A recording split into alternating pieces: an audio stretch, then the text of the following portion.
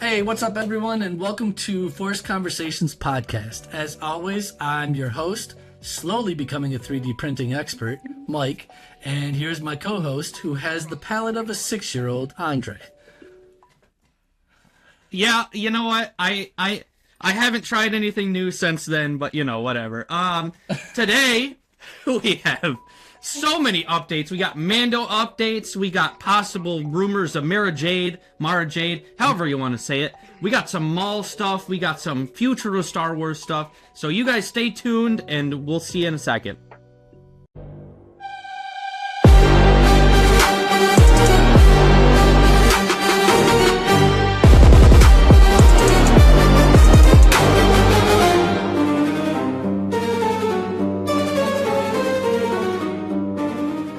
So, Andre, I've been thinking a little bit about this. I think I've summarized our like dynamic on this podcast, right? Like, okay. I would say between you and I would equate you to the Yoda of our podcast. Like, you're the Star Wars knowledge guy. I would default to you on everything and everything like that, right? I'm kind of like the Anakin in episode 1. I'm just asking questions about everything. I'm picking up stuff pretty fast. I just don't know everything. So you're equating yourself to the chosen one, is what you're saying. Absolutely. You are so narcissistic, Mike. That's crazy. Actually, honestly, I didn't even think about that part when I was thinking about this, like the whole chosen one part. I was just saying, like, how, like, what my thought process was how he was just asking, like, Qui-Gon and Obi-Wan everything when he first met them about Jedis, right? And are you an angel? Yeah, no, not dumb questions. I'm just saying. Yeah, the chosen one thing, that was pretty funny, though. That was pretty funny. Yeah. That was good. That was good. Yep. All right, so what do we got first here? So much news. We got Mando updates, okay? Yep. New poster came out. This is the new poster right here. As you can see, it's honestly, I love this poster. I would hang this in the background over here. But behind the Razor Crest, you see these things that were an action figure in the 80s, or a playset in the 80s. Called the INT-4 Interceptor, and I zoomed in on the poster itself. Dude, those are identical. Okay, those are perfect. Yeah, see them in the background there. Nice. Yeah. All right. I love that Jon Favreau and Dave Filoni are adding these like these old school toys. You know, in Mando Season 1, they had the troop transport where they were transporting the stormtroopers. That was an original 1980s toy. Like, I just love that they're adding these things into it. Like, they're bringing in not only Legends characters and planets and all this, but, like, original toys. That's just awesome to me. I love it. I love the idea. Yeah, no, for sure. I agree. Now, a few other things that I heard about this movie is there will be an opening credit sequence, kind of like how, I mean, to me, movies in the early 2000s were with like all the like Napoleon Dynamite with like the high school stuff with all the names put in like lunch trays. Yeah, there will be opening credits. Okay. There will be clues for Ahsoka Season 2. Nice. And because it's got to tie in somehow, right? Like we know, like it's got to somehow, right? Everything's gotta tie into the Mandoverse Avengers movie, if that's still happening, which I hope it is, because honestly, I want to see it. I want to see. They've been hyping this up for so long that I want to see it now. For sure. Also, they made Rada the Hutt baby. A puppet of Rada the Hutt as a baby in live action, and I'm gonna show you it later during the a different section of news. But I'm so excited. I actually might have a slide here. I do. Look at that thing, dude. I'm gonna show you later. No, never mind. Right now. Well, to be fair, I did say I might have a slide. Yeah. I love this thing. It's so cute. Jon Favreau made it and painted it himself, is what I heard. Dude, I'm so excited. Stinky. Andre, I have some good news. good news. We got our tickets already.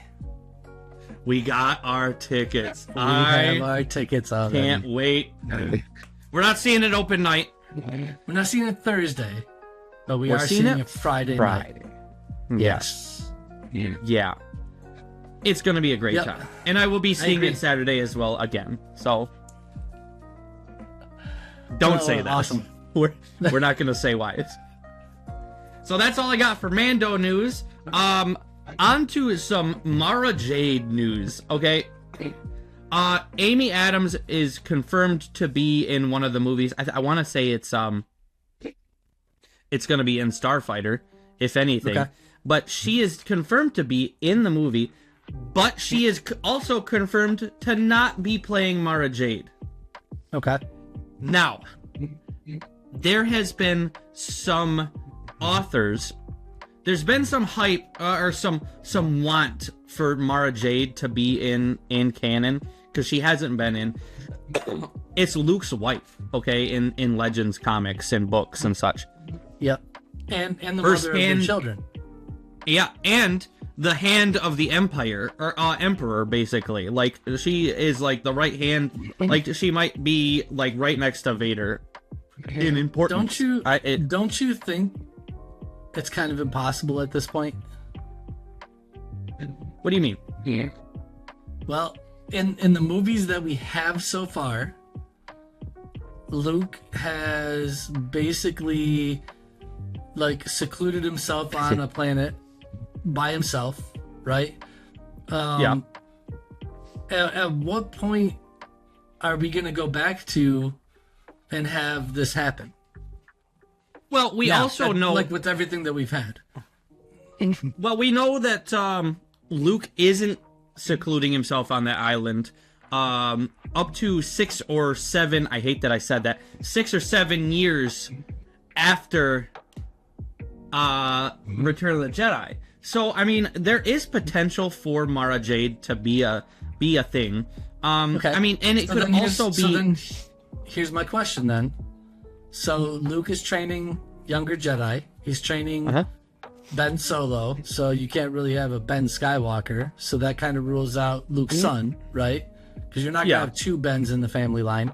Nobody in the entirety of 7, 8, and 9 ever mentions Luke's wife and kids when all this stuff happens with Luke. So you're either going to have to make it be something where literally nobody knows about this. His sister, Han, like nobody knows about Mara Jade. Yeah. Well, what we could do is in one of the books, Luke Skywalker gets cloned from his hand after the battle of in Cloud City, after the lightsaber battle. And instead of changing his name, they just add another U in it, so it's Luke. What if Mara Jade and well, I don't know. I didn't read the book, to be fair. I just know that the Luke thing. What if Mara Jade and Luke get married? I have bad news for you, Mike. I have bad news. It's not even a hypothetical at this. There's not even a hypothetical at this point, because Claudia Gray and Timothy Zahn. Claudia Gray writing one of my all-time favorite Star Wars books from canon, Lost Stars, and Timothy Zahn, who wrote the original Legends Thrawn novel and all of the canon Thrawn novels. They have asked to use Mara Jade, and I'm pretty sure Timothy Zahn's the creator of Mara Jade, but they both asked to use Mara at one point for a story, and they got a big old fat no. So I don't think it's ever going to happen. I think if they would have done stuff right, there would have definitely been room to put her in. I think at this point, because of everything that they've told and done in the movies so far, it's next to impossible to do that. I would think, I'm going to bring this up again, I would think it would be harder to bring Mara Jade in now than it would be to bring Ben Solo back. I think it would be easier to bring Ben Solo back. 100%. 100%. And they don't even want to do that. So I'm not really attached to Mara Jade. I didn't read the stories or anything, so I mean, it doesn't really matter to me if it's If she gets brought back, cool. If she doesn't, also cool. Like, it doesn't matter to me. Yeah. I'm okay either way. So that's what I got about Mara Jade. Mara, no Jade. Yeah. I don't have anything. I don't have anything for that. Go ahead. Now we have Maul Analytics. Okay? Okay. So this isn't how it... Star Wars isn't how it was during the... not Phantom Menace. The Force Awakens, you know. That hype for Star Wars' return was so astronomical, you know? And nowadays, with all the people that hate Star Wars, you know, it's so unfortunate. So, I mean, things aren't gonna get what they typically did back in the day. But Disney isn't really concerned. I don't think Disney's concerned with it, because after 7 days globally, Maul Shadowlord got 4.1 million views. Yeah, I could see that. Yeah. Clone Wars only got 3.9 for their premiere million views.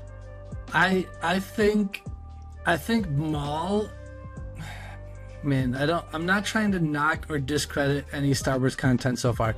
We've gone over our likes and dislikes and stuff like that, and we like some stuff that other people didn't. That's fine. It's whatever.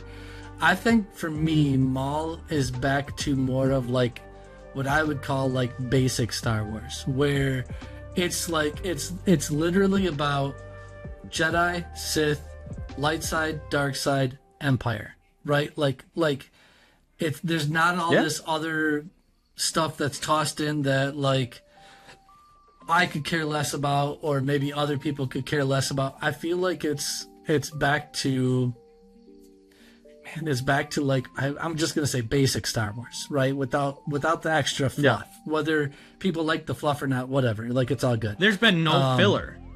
It's all gas, no breaks. There's no filler. Yeah, I agree. It's been good. Yeah, I think it's been awesome. It's been awesome. But anyway, I mean, that's all I really have about that. That's all I really got to say about that. Now, I want to talk about the future of Star Wars, okay? I think this celebration with Dave Filoni and Lin-Manuel Brennan being announced as co-CEOs of Star Wars, I think that this celebration needs to be big, okay? Because they need to show what direction we're going in. We have zero news or zero announced shows after Ahsoka Season 2. We have no movies after, Starfighter. We have Maul Season 2 and a unconfirmed, unannounced Star Wars animated show. But other than that, we don't have any, like, back in the day, we'd have this announced. And, I mean, half of them would get canned anyway, you know? But... yeah, but before that, though, like, before Episode 1, 2, and 3, there was nothing. And then 1, 2, and 3 came out, and I would even say when those first came out, it wasn't like they were constantly announcing new Star Wars stuff all the time. Like, they eventually did, and I think they grew into that a little bit, and now they might be going back to, hey, instead of announcing a bunch of stuff and then changing it or canceling it, or, you know what I mean, whatever the reason is, maybe we're just not going to announce as much stuff until, like, it's 100% certain this is what we're doing. Yeah, like, it's already in production, it's already, like maybe they're keeping some cards up their sleeve. Yeah. Because as much as I loved all the speculation, like, oh, let's throw out all these darts and see what sticks, you know? Especially, like, Hunt for Ben Solo. That should have stuck, but, you know, whatever. Right. I'm excited for this celebration. I'm also excited for May 4th, because typically we get something, you know? Whether it be a new game trailer or anything. I think last year we got a few game trailers and maybe a trailer for, or an announcement for a few things. But yeah, I'm excited, especially with the Mando. Yeah.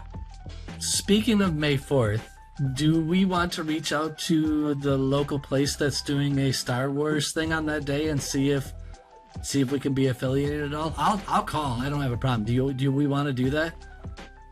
Yeah, sure. I'm down. Okay. I mean, unfortunately, it's on a Monday, so it would have to be after work. But or we take a half day. Right. But all right, let's look into it. Well, yeah, we'll check that for sure. With the May 4th Berlin event, I wonder if they're gonna show something there or anything, you know.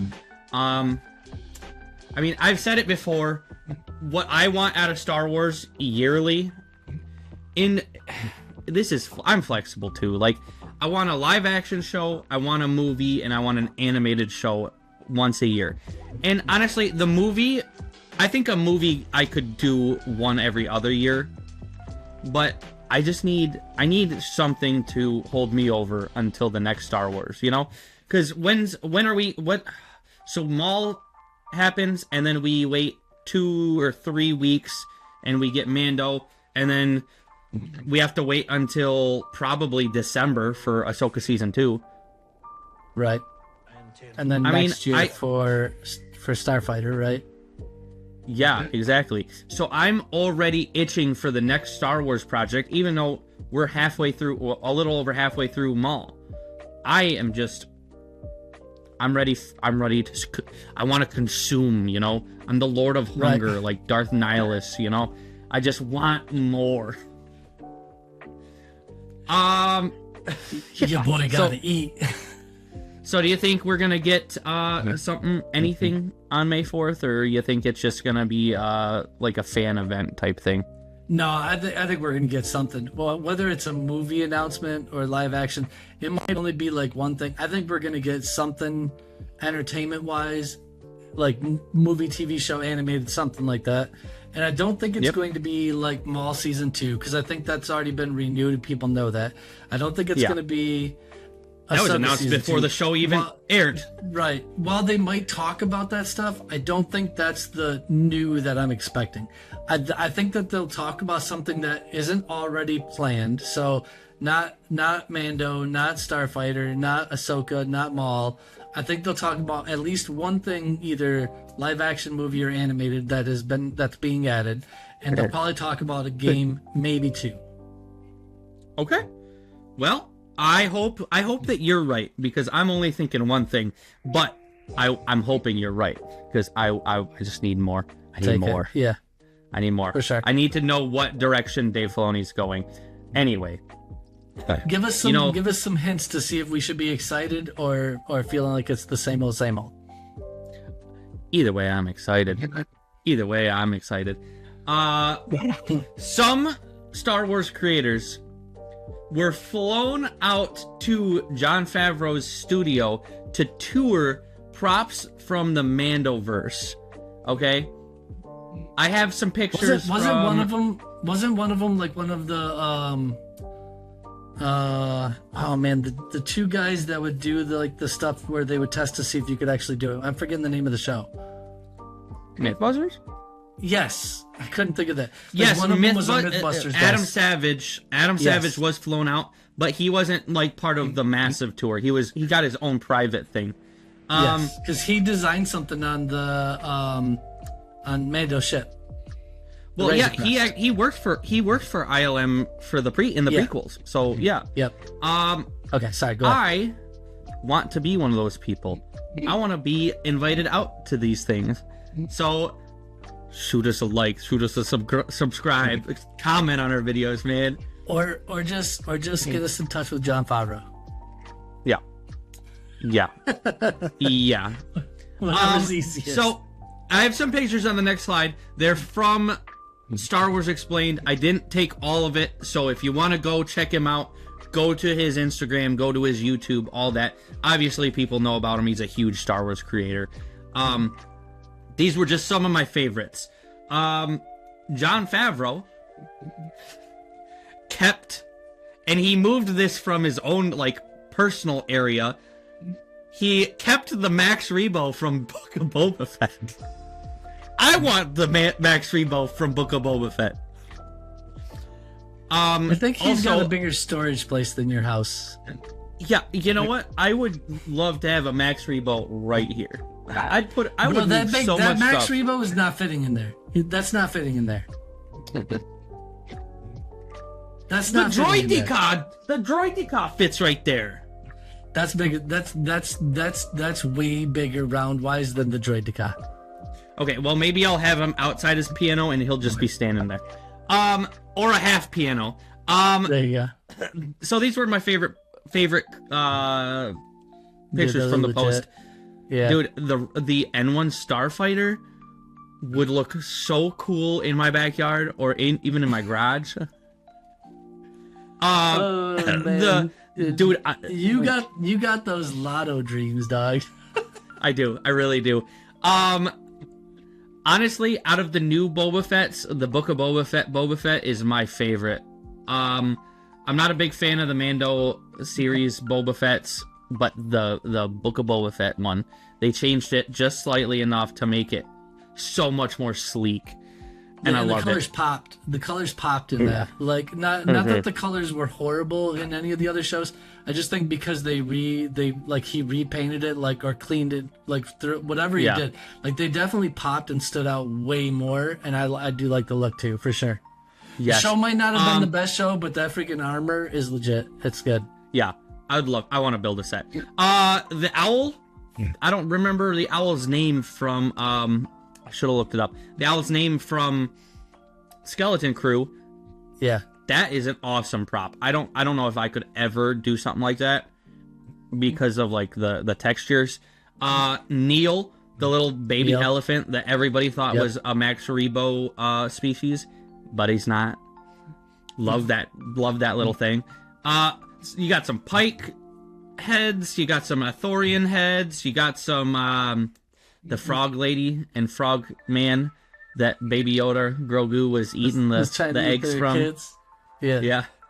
Then you have a sneak peek on the Anzellan ship that Baby Yoda. Why do I keep saying that? I know his name's Grogu. That Grogu is standing in and will be riding in eventually. He's been the child and Grogu Baby Yoda was never a name he was actually given. I know, but the fans used to call him Baby Yoda and Kevin until we knew his name. I don't know why Kevin, but yeah, people are weird. I want to go see this stuff so bad. Also, this is when I was going to talk about Rada, Baby Rada the Hutt. I want to know if it's going to be in the movie or if Jon Favreau just made it for himself and he's just adding it to that collection just to throw us off our game. Like it'd have to be like a flashback or something like that. It would have to be a flashback. Maybe if we do get that flashback, I wonder if it would be something like the Clone Wars movie where we get Ahsoka and Anakin giving Stinky back to Jabba. Okay. That would be... If we got Ahsoka, Anakin, and Obi-Wan, that would be legit. Yeah. Okay, this is my last part of the news. The Disney parks have shown off a few characters now for Galaxy's Edge, the Galaxy Edge reboot. Han and Leia. Okay.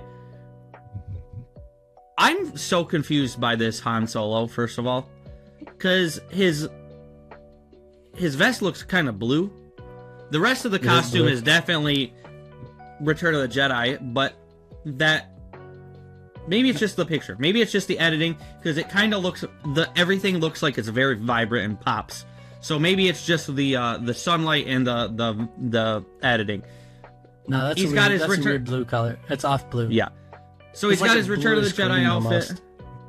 And Leia has a comic book variant of her one of her costumes. So they're starting to introduce more original trilogy stuff in the mix. I think Vader's also in, but I'm not entirely sure.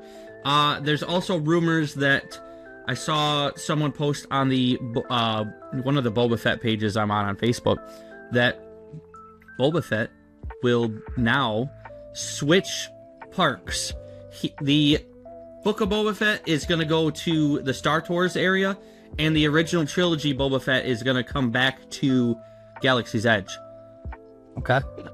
I hope they make a new suit for this Boba Fett, because the one that they have is so bad. I hate it. It's then it sticks to the disgusting. theme, because these are bad. Honestly, I don't think these are bad. I think it's the saturation on the pictures, to be honest with you. I think it's the sunlight and the saturation mixing. I think it was just poorly edited. Maybe not poorly edited, but I think the saturation is just a little too up. So yeah. That's all I got for news. Okay. Oh, no. The character spotlight. We have Adrio Two Tubes. Okay. All right. Also known as Two Tubes, is a Tognath mercenary who fought alongside Saw Gerrera's partisans in Rogue One, a Star Wars story. He is recognizable by the dual breathing tubes running from his mouth directly into his chest. Or, well, I mean, sometimes they're in his chest. Sometimes he has, like, this box right here. So, I mean, that was, the picture is just a bad picture. Required for his species physiology. Sorry, physiology? Yes. Is that what I wrote? Yep. That's what you Two Tubes. Two Tubes fought on Jeddah alongside his sibling Benthic Two Tubes during the partisans' resistance against the Empire. Unlike many rebel cells, Saw Gerrera's group used extreme, morally gray tactics, and Adrio fully supported those methods. He was ruthless. He was ruthless in every single thing he was in. He was in Rebels, he was in Rogue One, he was in Andor. Dude's ruthless. Okay. Two Tubes was killed tragically during the Imperial occupation of Jeddah, when, spoiler alert, the Empire blew up Jeddah, highlighting how costly the early rebellion truly was. I love the design. As I was researching Two Tubes, so I asked Copilot, hey, give me a super obscure Star Wars character. I don't think this one was super obscure, but like I did some research on him, got some information on him. I love the design of Two Tubes, and I want to make his mask so badly. That's cool. I think it's so cool. I think it's so cool. I agree. Yeah. So, now, we got the Maul recap. Episode 5 and 6. Okay? This is gonna be why this episode is so dang long. Because I have so much to talk about. So much to talk about.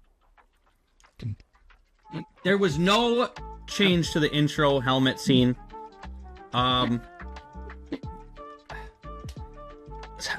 know I keep saying that some episodes might have new helmets. Some series change them regularly, like episode to episode, it changes. This one has yet to change anything. It's crazy. I didn't expect anything like this. I expected some helmet changes. Not a big deal. Not a big deal at all. Not many people recognize that, but like, it's a nice little touch, you know. So we first see the Star Destroyer cloaking the city in darkness. Okay, love that shot. Love the alarm sound. The woo, woo, woo. You know, love that noise. Love it so much. The Empire still using Republic gunships, which to me is... How early is this show? Is it 1 year or what? Because I want to know. I want to know when this show is. Yeah, that's a good question. Yeah. As we see this, when they land, yeah. Yeah. When they land, Bro, when they first show like all of the stormtroopers walking off of it, and then they show the Imperial Star or the officer coming off, like he kind of smirks, like he knows, like this place is basically ours now, right? Like kind of like Lawson had been kind of worried about the whole time, like saying like once the Empire comes in, they're just never gonna leave. Like it kind of feels like that's what that smirk is that like we own this now. This is ours. Yeah. Also, his name we learn a little later in the episode, but I think this just fits better here. Lieutenant Blake is the Imperial officer. Yep. We get TK Stormtroopers. This design was the original design for Stormtroopers by Ralph McQuarrie. I think it fits as a great, like, in-between Clone Trooper and Stormtrooper. I think it's great. Yeah, they look pretty good, for sure. Yeah. And then we find out that from Devin and Dari that Maul is no longer their concern. He's the Empire's concern. And Devin's kind of like, I think we should stay. You know? Yeah. Now, Maul's the Empire's concern, not Devin and Dari's. Yep. Yeah. So then it flashes to the conversation between Chief.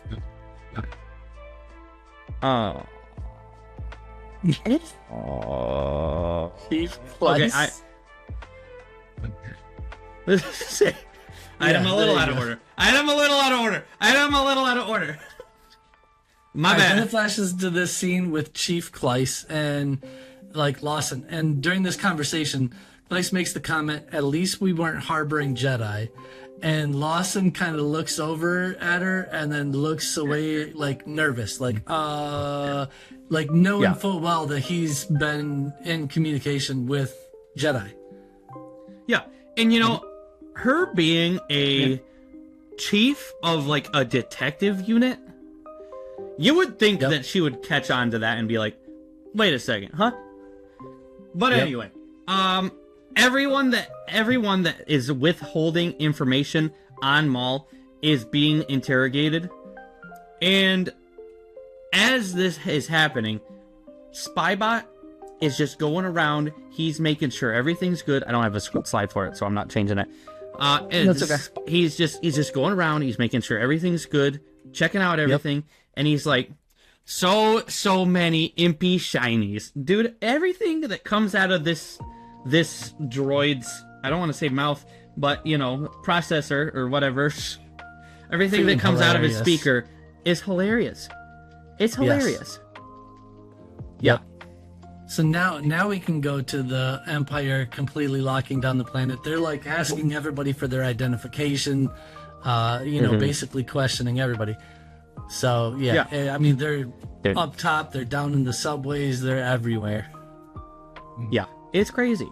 So we learn that Maul is not going to leave the system at all. He is staying.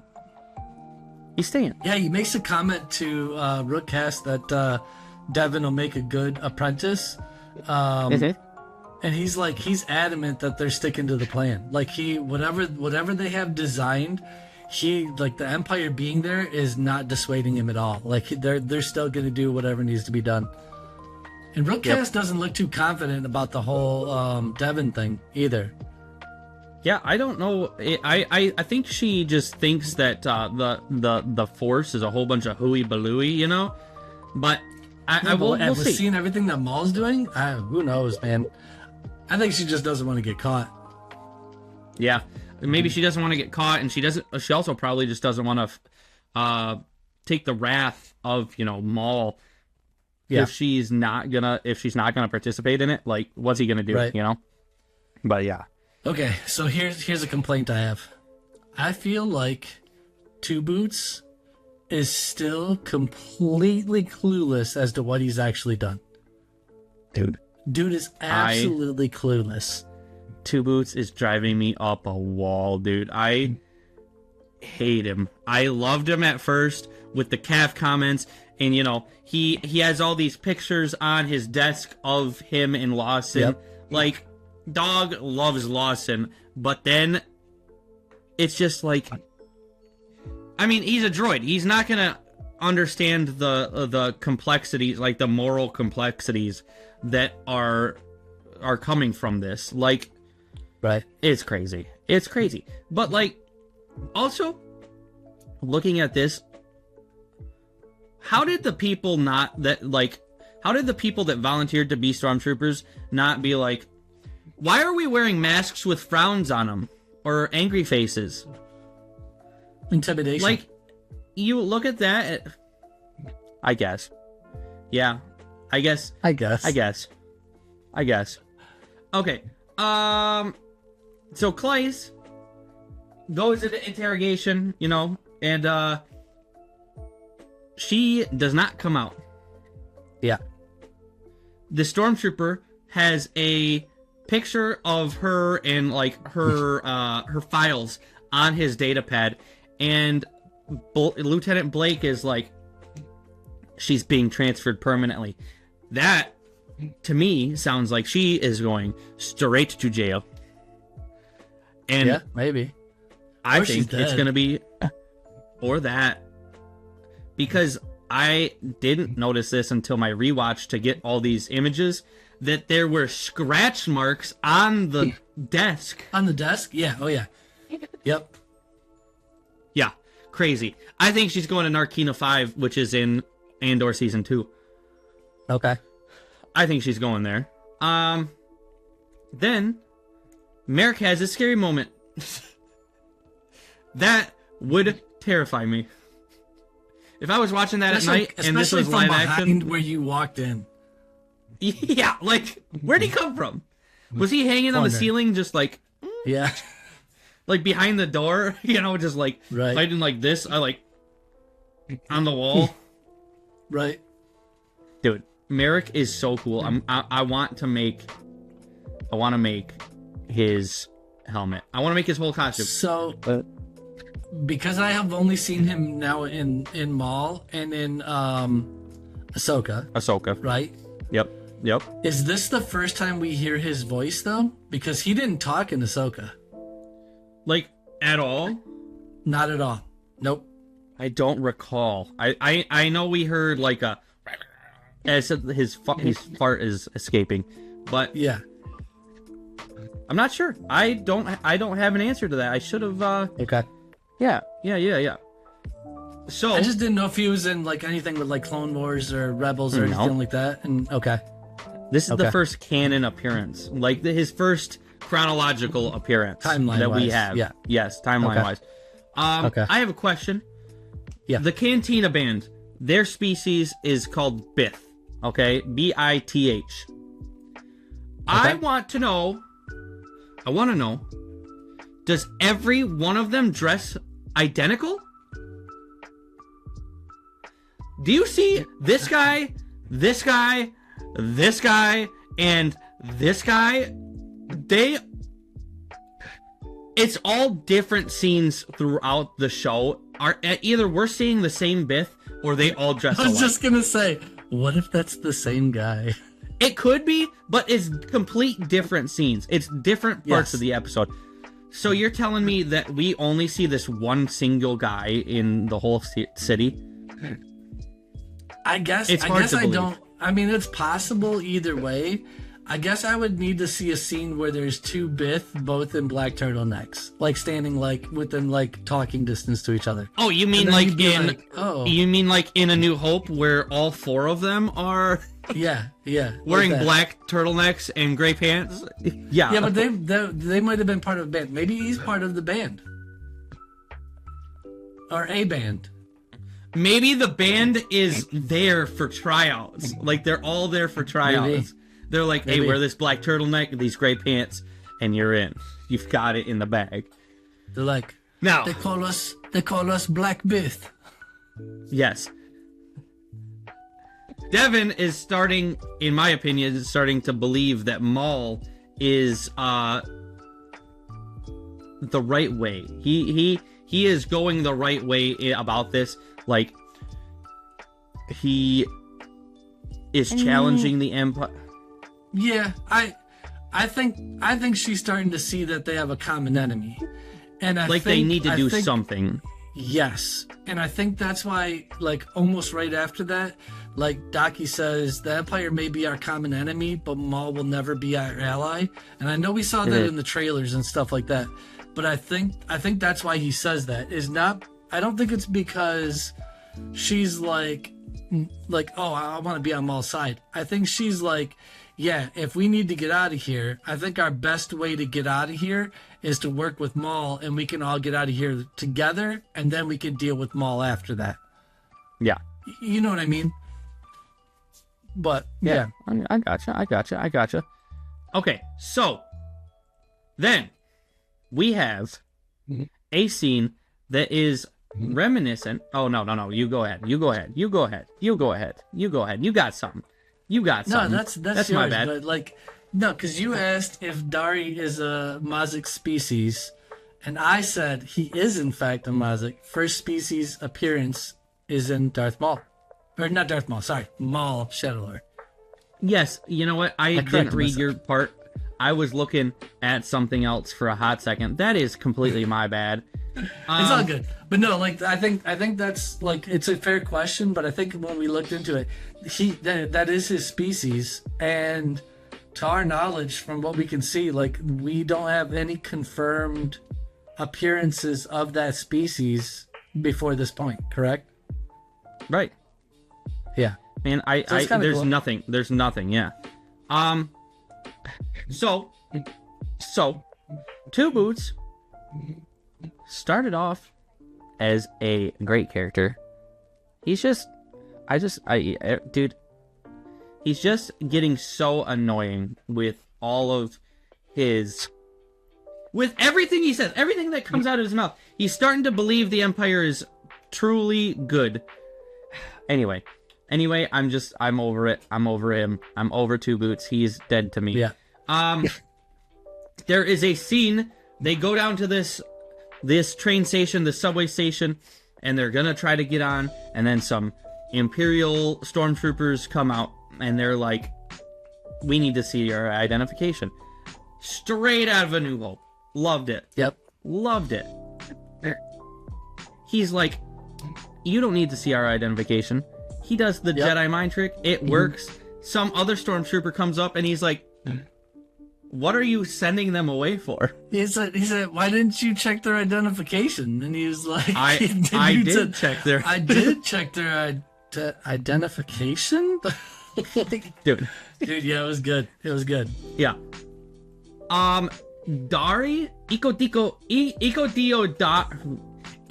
Dio Dari is kind of awesome, dude. Yeah. Him fighting with anything at this point is like brutal. He is just a master of martial arts, man. It's just it's just awesome watching him. It's like a Jedi Donatello. Yeah. I mean, honestly, it is. But bro, like, for all the stuff that he does in this scene, and he's still hurting though, like he has been, but still able to do all this stuff. Yeah, I wonder what this dude was like in his prime. Oh, that's a good idea. That's a good thought. Do you think same thing with like Yoda? I wonder what Yoda was like in his prime, like before he had to walk with the cane and stuff like that. I mean, we saw him battle Dooku and Palpatine, and it was crazy. And that's not even his prime.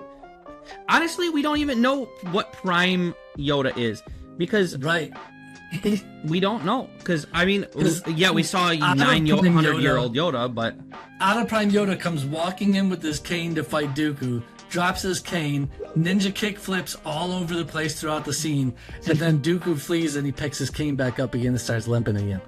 Yeah, it's just all around insane. It's insane. Yes. Dude, I'm loving this series. Then we have Lawson's wife on the Hollow. Okay, she is kind of she is like she believes in what the Empire's doing, in my opinion. Or there's one specific case where maybe she just sounds that way because she knows the Empire is listening to comms, and she knows that there's no way to defect. But, like, right. To me, it kind of sounds like she believes, and she's like, just do what the Empire says, cooperate, and you'll be fine. Like, obviously we're seeing that it's not fine, and that people are cooperating, and they're just getting sent to different prisons around the galaxy. So, right. Then we have Merrick, who is investigating all these battle scenes from the Maul, Diodaki, and Devin fight, and from the syndicate, the crime syndicate, and the police force. Dude. And I'm pretty sure, has these visions, okay?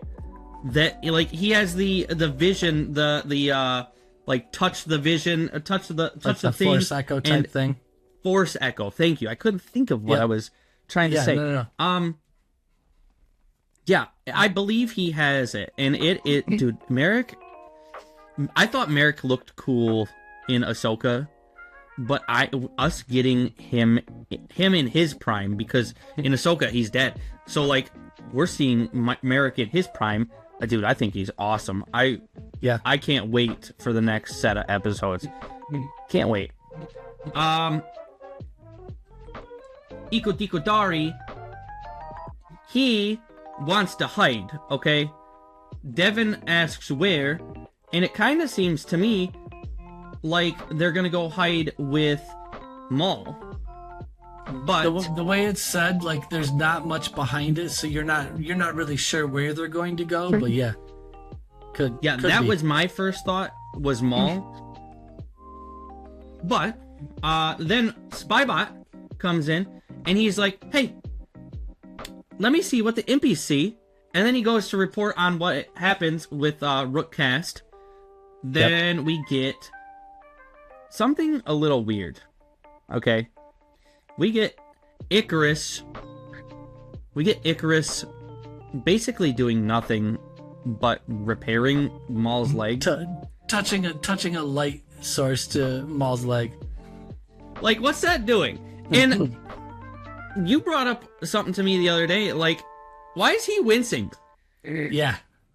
Because from the belt around his waist, like his lower chest area, his abdomen, that down is all robotics. So the only thing I can think of is when they did the Night Sister magic after he got the legs. Then, like, I haven't even seen this, so I'm just speculating. When they did the Night Sister magic on it, they basically made it so that, like, for all intents and purposes, they're his legs.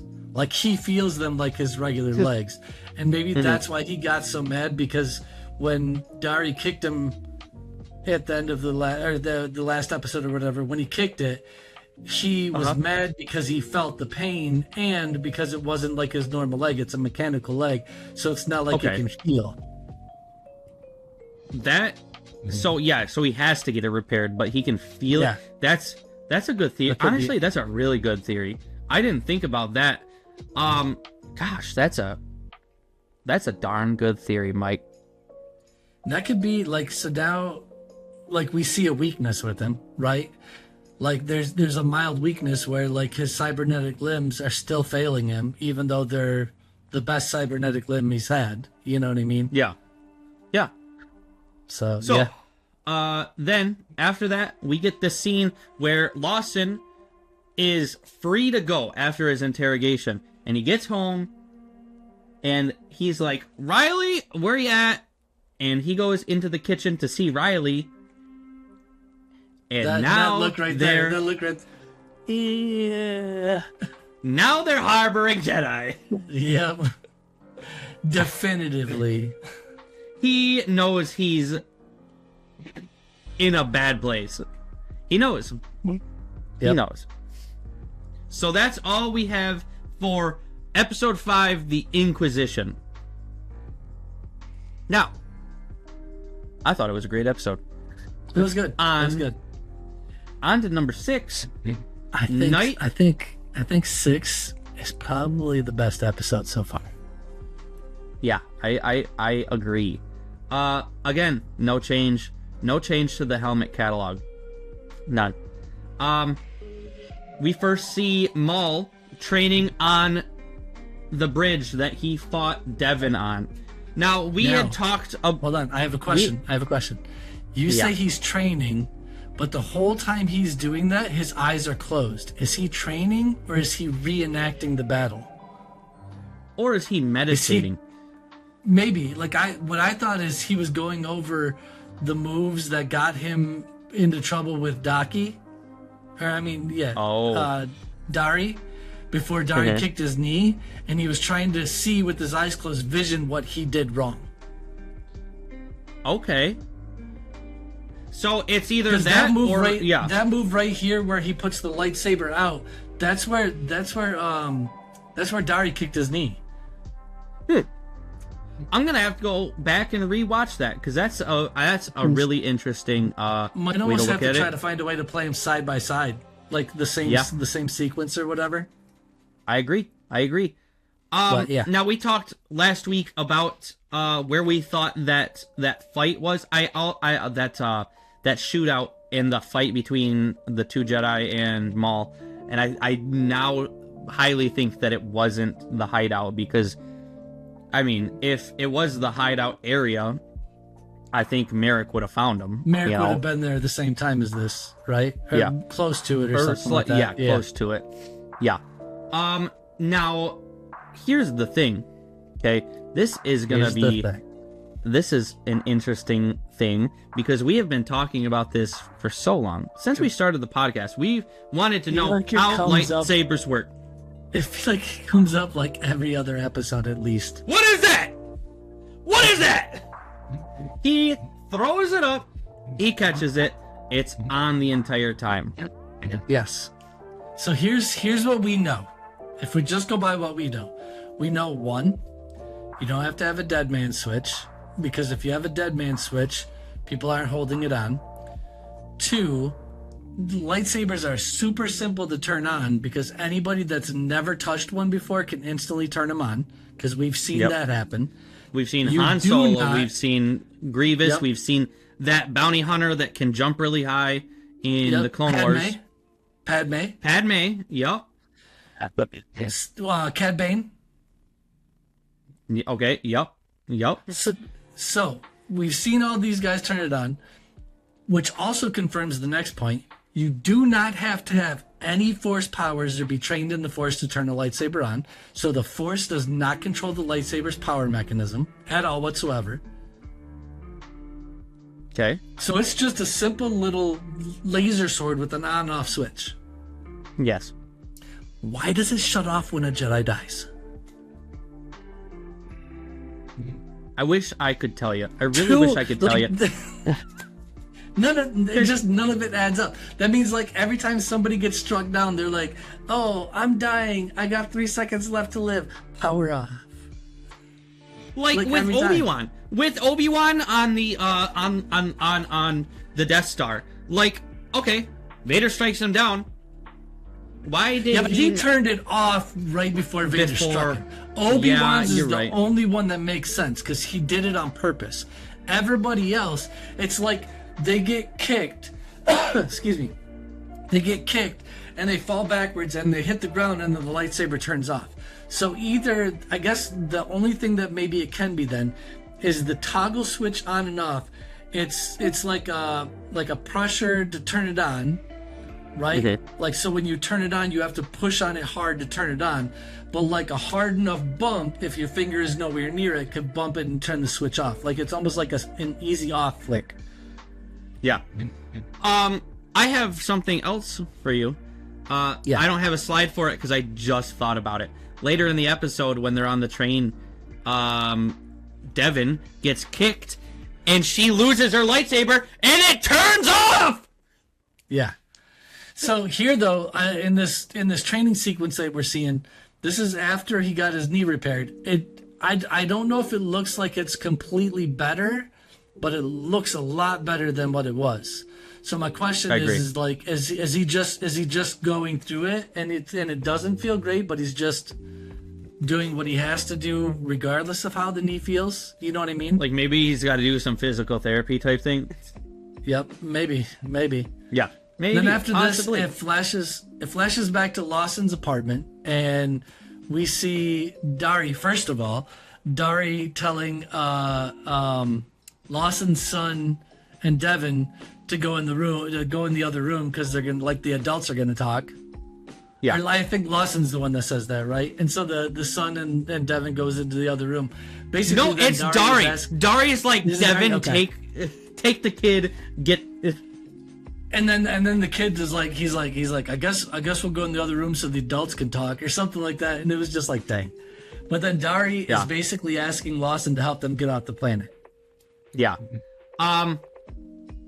Then we see the inside of Lawson's son's room, and he starts talking about his childhood compared to Devin's, and we learn that space lacrosse is not called space lacrosse, obviously, in Star Wars, but it's called Botekin.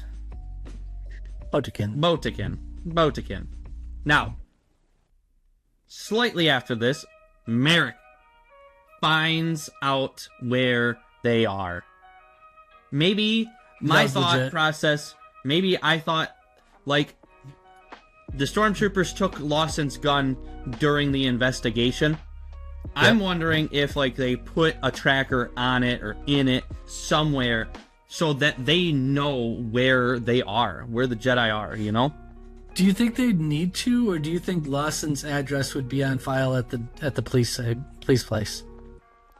That's probably true. And maybe Merrick, like, maybe the reason Merrick let them go is because Merrick knows that he's harboring the Jedi. And then he's like, I'm going to give them this false... But Lawson didn't know that the Jedi were at his house, so why would he have any idea, you know? Maybe he just followed him home and then sensed that there was something there. Because even at this point, though, Merrick doesn't know there's Jedi. Yeah. Yeah. Well, I think Merrick does know, because he did the Force Echo thing. Oh, yeah, the Force Echo thing. You're right. Here's my question. Do you think we're going to see Merrick's face at all?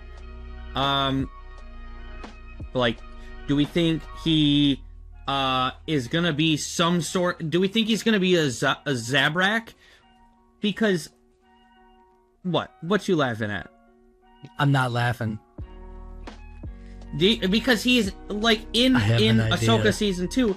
In Ahsoka Season 2, he's, like, imbued with Night Sister magic, or Season 1, sorry. He's imbued with Night Sister magic, so why did the Night Sisters, like, pick him, you know? Because he's a Zabrak. So we've established in Star Wars, no one's ever really dead, except for Ben Solo. Joke, funny, whatever. But we've said no one's ever really dead, right? What if Merrick is feral? Oh. Savage's little brother? Oh. Mike. What if that's why we haven't seen his face yet? And if they do show it in this show, and he ends up being a Zabrak, right? And we find out that it's feral. Mike, you know what's even crazier? You know what's even crazier is we have seen an interview with Sam Witwer talking about Maul's brother, and he didn't say Savage. I don't know why that just came to me right now. I think when you were saying, like, what if he's a Zabrak? What if he's imbued with Night Sister magic? So, what if feral, for all intents and purposes, basically died and was brought back with Night Sister magic, and he was brought back and it's feral, but he's not, like, living feral. So you think he's already dead? Possibly. Okay. But Okay. We'll see. Yeah, that'd be kind of crazy. It would be very crazy. So here's another part. Here's another part that makes me chuckle a little bit. Okay. Yep. Iko Digo Dari and Merrick are fighting. Okay. Guess what happens? Lawson's apartment is set on fire. Do you know why that's odd? Do Because concrete it walls is- burn like that? Do metal walls burn like that? Oh man, Star Wars is so bad because it's fire in space. Fire in space. Listen, it's just crazy that people love this show, but there's these inconsistencies, and they hate Acolyte because there's these inconsistencies. Like, Yeah, I yep. just want it to be consistent. I Right. have loved every single second of this show. Okay? I also loved Acolyte. Yeah, I don't think it matters that I don't either. again, you've said could be some sort of element or a mineral, whatever, from space that catches on fire. Could be anything. Oh man, the thing that cracks me up. I'm not gonna name the person. We were talking to somebody about the fact that maybe the concrete, what we call concrete, maybe that item in their universe is not the same as it is in ours. Maybe it's like a different material that is flammable. And they were like, nope, their elements are the same as our elements. And now that I'm thinking about that, I want to say one thing: How do you know? kyber crystals. Kyber crystals. We don't Space have wizard. those, but we don't have Space we don't wizards. have kyber crystals. We also don't have space wizards. What element on Earth can you take a little crystal, put it in the hilt of a thing, turn it on, and it creates a laser sword? Yep. So, that's just all great. Okay, that's all great Yeah. and dandy. But you know what? I really hope that Lawson has Allstate on his house.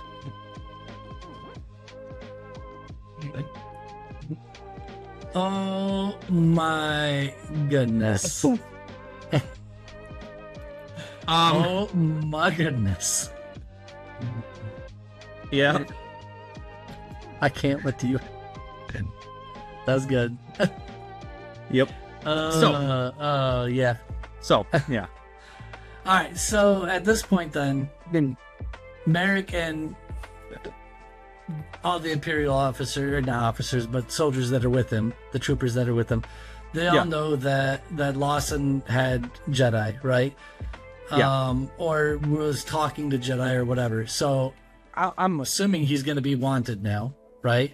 At this point, we don't. In the episode, we don't know, but you have to imagine he's going to be. His son is also on the run, so he's got to be. Does that mean that his mom has got to do something to try and help them out because she can't have her son getting caught? Here's my biggest question though: is Two Boots basically going to be the one that's trying to go after Lawson and arrest him?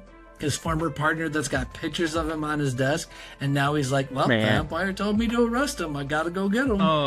Oh, jeez. I don't know. Make me hate Two Boots even more. Oh my god. It wouldn't be hard. It wouldn't be hard. I loved Two Boots, but he that was my last straw with Two Boots.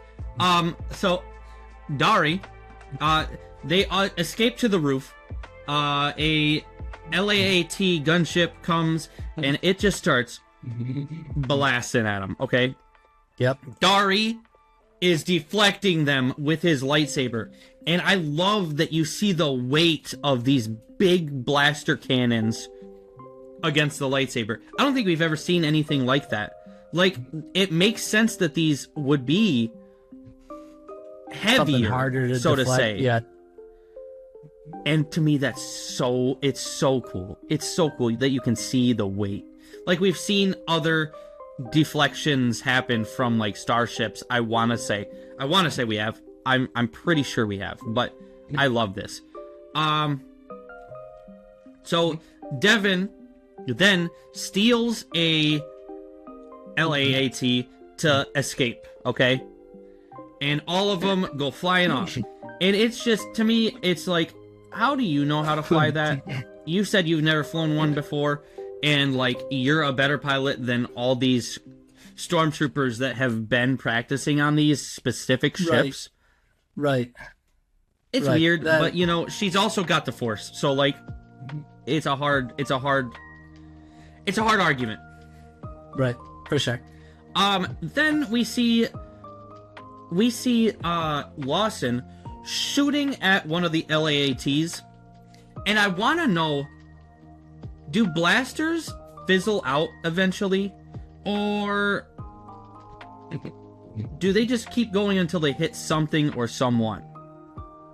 Because he missed probably 4 times before he shot one of the pilots of the LAATs, and I want to know. I don't know. I genuinely don't know. I could look it up, but like, I should look it up. If you know, just hit me in the comments. Let me know. Tell me I'm stupid for not knowing, but you know, whatever. Okay. Yeah. Where'd that go? You got rid of that? I don't know what was there. Oh yeah. I didn't read that part yet. Okay. Then we see the inside of the police station, okay? And we see the Lieutenant Blake, we see 2 Boots, and we see this blonde guy, and we also see wanted posters for Lawson. Who's this blonde guy? That's what I want to know. Yep. I want to know who this blonde guy is. 2 Boots, at this point, is like an Empire stan. So he loves the Empire, man. He's like, he says, the Empire is just so eager to share their resources, sending all these troopers to us for help, and they value efficiency and all that. And as he gets done saying that, all of these, like, wanted posters just one by one just start popping up. Yep, Lawson's wanted for treason. Yep. And then this Imperial officer comes up, and he's like, 2 Boots, those boots are not Imperial, or are not standard protocol. You are standard issue. You got to get rid of them. And 2 Boots is like, are you kidding me right now? You're following protocol now, buddy. So that makes me kind of think that, like, 2 Boots is finally getting it. Like, the Empire kind of sucks. Yep. So, I mean, we'll see where that goes. Then they go to Rena Soul's casino-esque thing. And Rena is talking to this alien. I love the design of this alien. I don't think we've ever seen anything like this alien. I tried to look it up. I couldn't find anything on this person, but it kind of seems like this character rats them out to the Empire. And then, you know, it seems sus for sure. Yeah. Do you see what I see in this picture? In the picture on the right? Is it another black turtleneck Biff? It is another black turtleneck Biff. It might be part of the turtleneck mafia. Oh, the turtleneck mafia. Okay. Yeah. Possible. It's possible. You never know. So they get to the casino. They're talking to Rena, and they're like, "Help us get off world." Okay. Yep. So yeah. Rena at this point tells Lawson that she's going to see what she can do to help them, but she doesn't really guarantee anything. She just says she'll see what they can do. Then we cut to another spy bot line. Bro says he's watching out over like the Imperial officer or Imperial troopers and stuff, and he goes, "Impy getting closer." And then he looks at one of the freaking probe droids, and he goes, "Trashy droid." Dude, freaking cracking me up. Dude. Homeboy does not like the Empire. He doesn't like the imps, dude. He doesn't like the imps. I think he dislikes them for different reasons than Maul does. Yeah, I think he just is like, yeah, no. He's got some of the best, funniest lines in the whole freaking show. Agreed. 100%. Love it. You know what else I love? What's that? But you got one more point. I love the hidden elevator. Why isn't this GIF playing? Maybe it's not a GIF. This is a little hidden elevator. Yes. I'm pretty sure this is a GIF. What the heck? Weird. Okay, that's odd. It's supposed to be playing hidden elevator. Hold on. Here's the thing. How good is a hidden elevator if said hidden elevator takes you right to the garage where all the Impy troopers and Merrick are? Yeah, like, is it hidden in the garage as well? Secret escape. It took you down to where they are. To the parking garage. They took you to the parking garage. Thanks for that. Now, honestly. Now, here's my favorite part. We're already seeing signs that show the difference between clone troopers and regular troopers. Because already now, in this show, we're already seeing these regular troopers not able to shoot anything. Yep. Bolts just going everywhere but the direction they want them to go. Listen, I am a firm believer that the Force protects those who need to be part of the story still. Like, if you are destined to do something, I feel like the Force protects you, and that's maybe why they don't hit. Because Obi-Wan in A New Hope does say these blasts are too precise to be Sand Troopers or Tusken Raiders. These are Imperial Stormtroopers. So I think the Force protects those who need it. Like, who have more to the story. I'm aiming, and I go to pull the trigger, and it's like, why did I shoot off that way? Yeah, just a little to the right and a little to the left, you know? Yeah. Just like me in Call of Duty. I think I can think of other people playing Call of Duty that might align to. No names, though. Don't say it. Don't say it. Don't do it. Kyle Light. Oh, man. Princess. Sometimes okay, Jeremy. Oh, no. What's the next thing? We get an awesome fight. We get a train fight, big dog. We get a train fight between Merrick and Devin. Yeah, it was pretty legit. Yeah, Merrick tried to do a ninja kick, but he missed, like a Force in the air ninja kick, like a and just missed completely. Did you after we talked about it? Did you rewatch it? Yeah, I did. Did you see it? We talked about it. We talked about it before I went to go get the samples for the slides. Yes. What did you think when you saw it the second time, though? I immediately thought of Luke Skywalker's Force kick that completely missed in Return of the Jedi.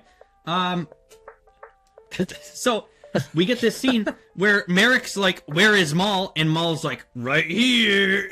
Yep. Loved that. Loved it. And then, can't wait for more of that. Man, it was so great. Like, I thought in the episode where Devin and Dari were fighting together against Maul, I thought that was pretty good.